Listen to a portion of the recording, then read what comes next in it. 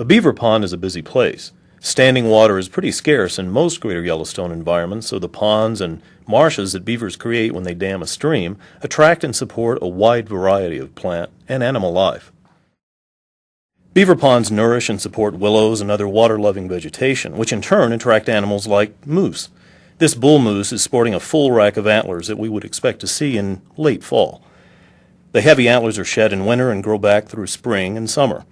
The rut, or breeding season, begins in September.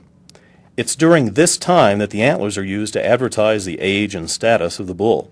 Often the antlers are used in clashes with other bulls to establish dominance and defend a mate. The beaver certainly exerts a profound effect on its environment, but did you know that the beaver also played a major role in the early economy and settlement of the American West? Many of the early mountaineers and explorers in the Rocky Mountain West came here in search of beaver furs. Beaver fur was in great demand in Europe and the eastern U.S. in the early 1800s. The furs were made into fashionable gentlemen's top hats and other garments. But by this time, the beaver had become extinct in England and very scarce in the eastern U.S. So a beaver rush began in the Rocky Mountains.